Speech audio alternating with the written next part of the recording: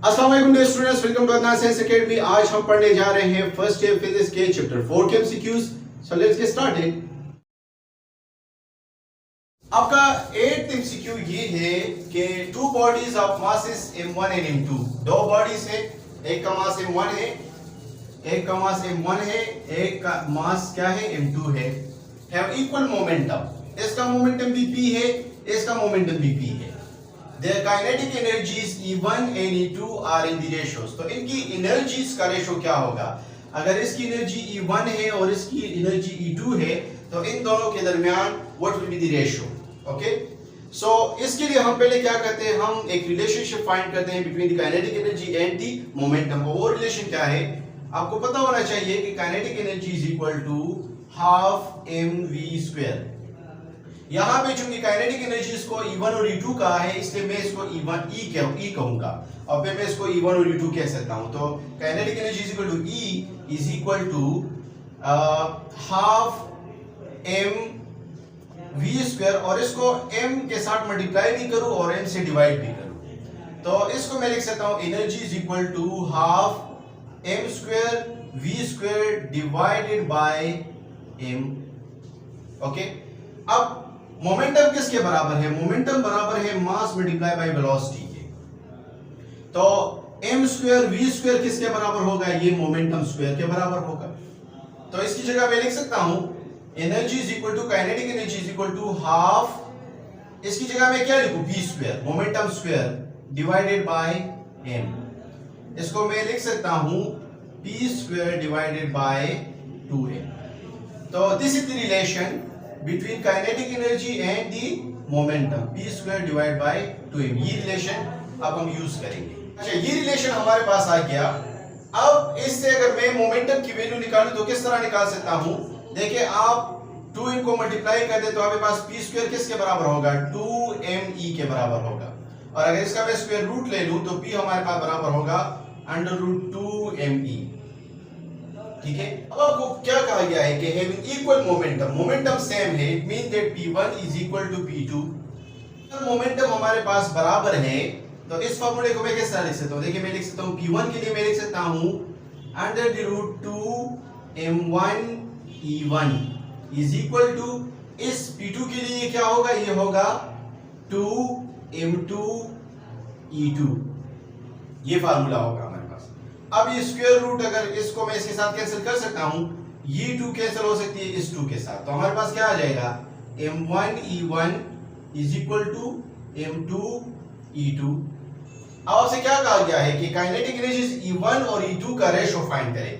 तो E1 और E2 को आप डिवाइड कर दे, और E2 is equal to m2 यहां पे रह गया डिवाइडेड बाय m1। तो हमारे पास रेशो क्या है? रेशो हमारे पास है m2 रेशो m1। तो अगर मैं ऑप्शंस देखूं तो करेक्ट ऑप्शन है ऑप्शन सी। आपका एमसीक्यू नंबर 9 ये है, the atmosphere is held to the earth by winds, gravity, clouds and rotation of earth. किसकी वजह से एटमॉस्फेयर हेल्ड है अर्थ को? तो इसका करेक्ट ऑप्शन हमारे पास है ग्रेविटी। ग्रेविटी की वजह से यहां पे जितने भी गैसेस है, एटमॉस्फेयर में जितने भी गैसेस है, अर्थ उसको अट्रैक्ट करते हैं, and therefore the atmosphere is held to the earth with help of this gravity.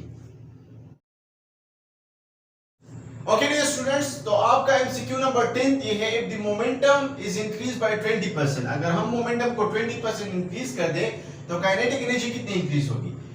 देखिए, इसके लिए तो पहले आपको ये परसेंट 20% इंक्रीज का मतलब क्या है ये मैथमेटिकली मैं जरा आपको बता दूं।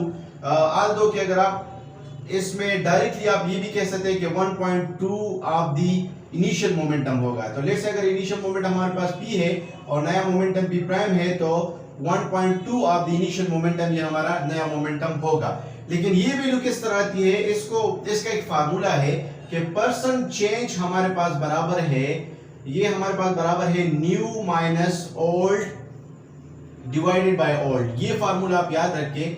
और परसेंट चेंज कितना है? 20% चेंज हमारे पास आ रहा है 20%, 20 डिवाइड बाय 100। न्यू नए मोमेंटम को हम p प्राइम कहते हैं, ओल्ड मोमेंटम को हम p कहते हैं। तो p prime minus p divided by old momentum is p। अगर मैं इसको इस तरह लिखूं कि 20 divide by 100 is equal to p prime divide by p, और ये हमारे पास p डिवाइड बाय p, इससे 1 आ जाएगा। 1 को आप इस साइड पे ले आए तो आपके पास आ जाएगा 20 divide by 100 plus 1 is equal to p prime divided by p। यहाँ पे अगर मैं इसका एलसीएम ले लूं तो ये आपके पास 100 और यहाँ पास 20 plus 100 is equal to p prime divided by p। तो p prime divided by p आपके पास बराबर होगा 120 डिवाइड बाय 100, या आप इसको कह सकते हैं 1.2। तो p प्राइम हमारे पास बराबर है 1.2 ऑफ p। तो ये मैंने प्रूव किया। अगर आपको प्रूफ नहीं आता तो कोई बात नहीं, 20% इंक्रीज का मतलब है 1.2, 30% इंक्रीज 1.3, इस तरह हमारे पास ये आता है। ठीक है, तो अब मोमेंटम का फार्मूला आपको पता है कि काइनेटिक एनर्जी हमारे पास बराबर है p square divided bye 2m।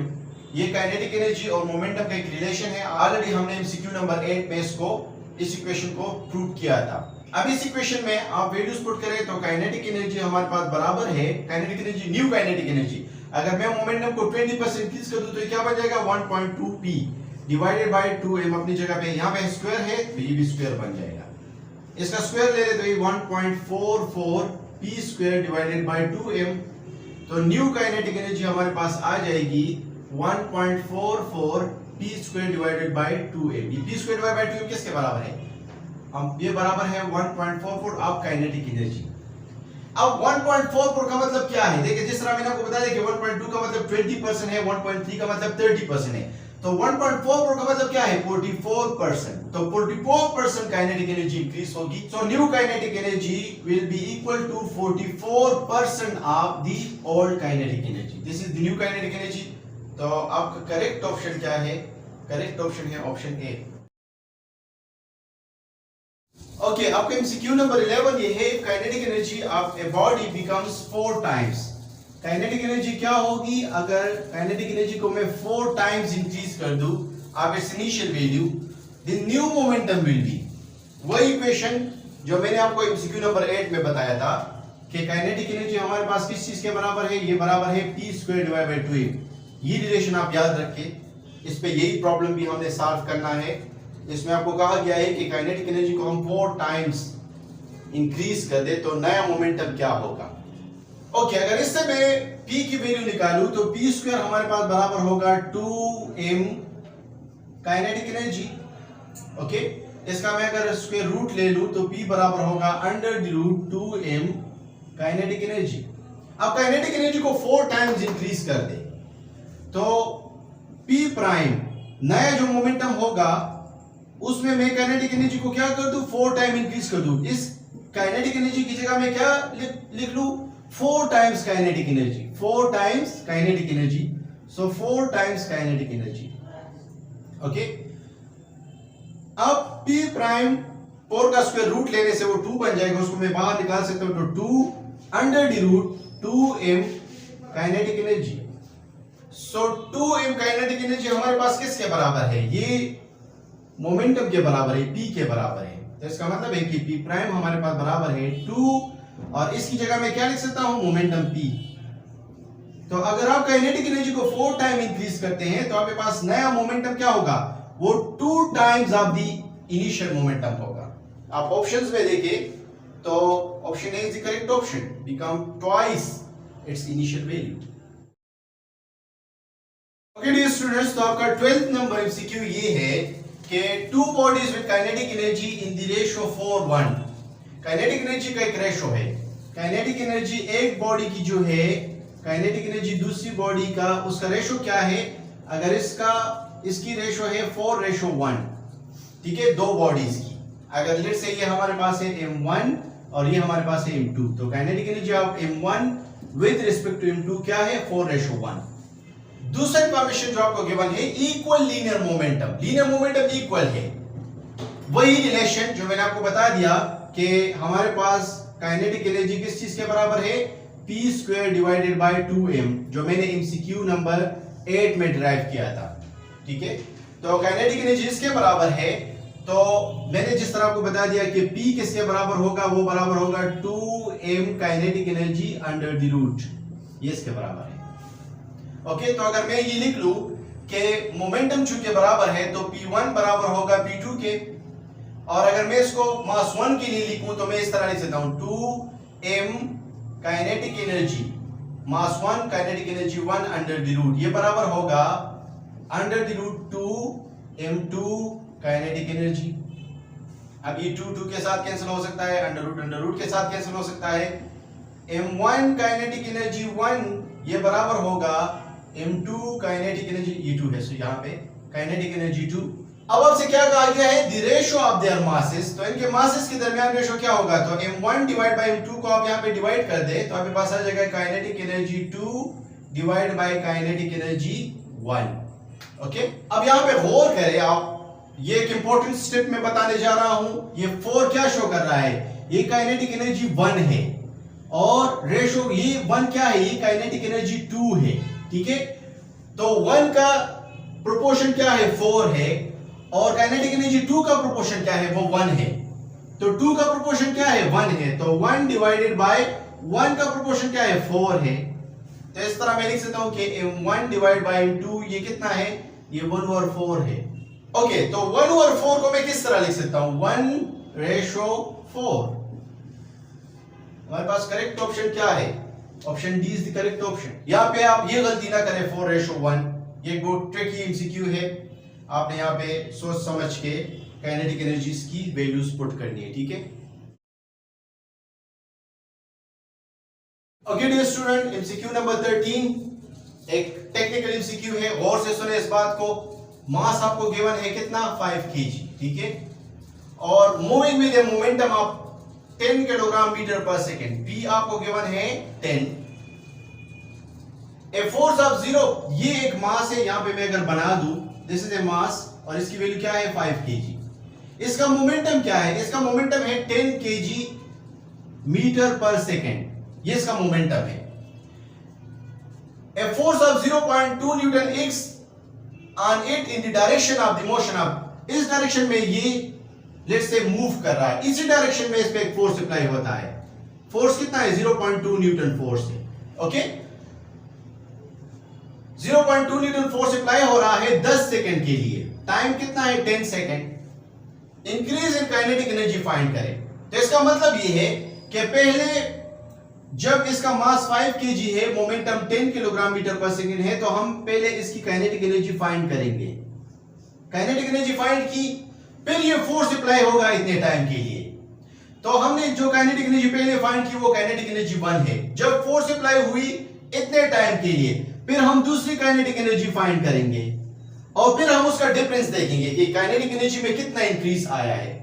तो लेट्स स्टार्ट, पहले काइनेटिक एनर्जी 1 फाइंड करते हैं, और मैंने आपको रिलेशन बता दिया, वही एमसीक्यू नंबर 8 वाला, कि kinetic energy with the momentum relation क्या है, ये रिलेशन याद रखें, बहुत से एमसीक्यूज में हमें ये काम आएगी, p² divide by 2m, this is a very important relation.